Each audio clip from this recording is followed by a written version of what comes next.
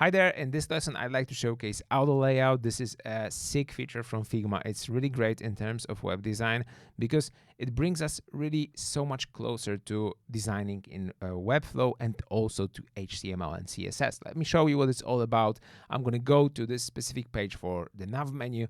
Nav menu is pretty straightforward. It's a simple component, but as all the other components, we've made it with the auto layout, and all the principles of auto layout are here. So let's assume that you want to edit those elements and you want to, let's say, change the name of the nav menu item.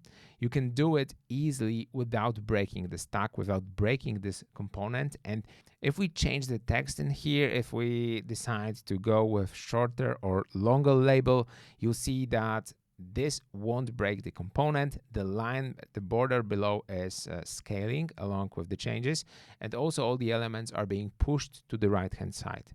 So also what we can do is select any of the items that we have in here. So we have this nav menu item horizontal. Let's click on this item, and if we want to reposition the item, so change it, so now we have it on the second place, you'll see that all of the margins and paddings stay in place and we can easily change the items. So this is all thanks to the auto layout feature.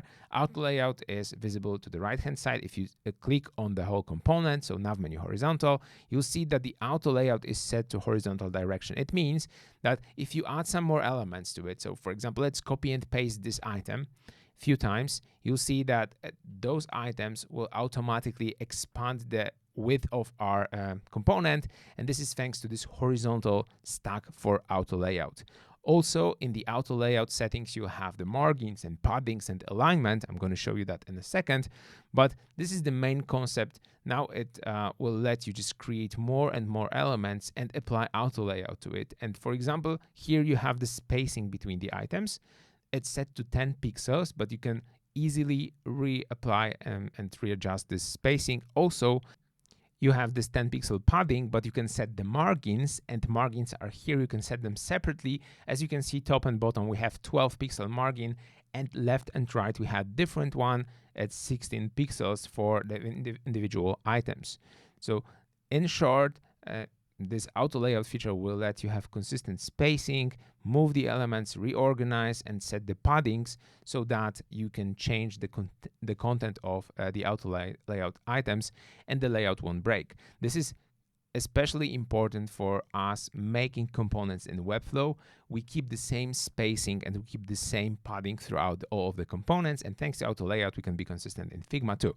Now, this next component, for example, this hero left video, if you add some more text to the header, you'll see that the whole component expands. So the auto layout here is set vertically, and this will expand and change the height of the entire component while still staying consistent in terms of the positioning of the elements. So for example, this image is staying in the center. We have the same paddings between the text, and you can see that margins doesn't change also. And in this one component, we have different stacks of auto layout. So each individual group has auto layout applied in the correct order. For example, this CTA's wrapper, the wrapper for the buttons, also has this auto layout applied. And as for the text wrapper, we have auto layout set to be vertical, but this is horizontal so that we can manage the buttons. If you delete some elements, if you want to reorganize them, it should all work as expected. What's important, auto layout also works for hiding and showing elements, so you don't necessarily have to delete them. If you want to just hide it for this component, you can do it. Now the body text is hidden, but as you can see, the layout adapted to the auto layout settings, and there is no big blank hole for this paragraph.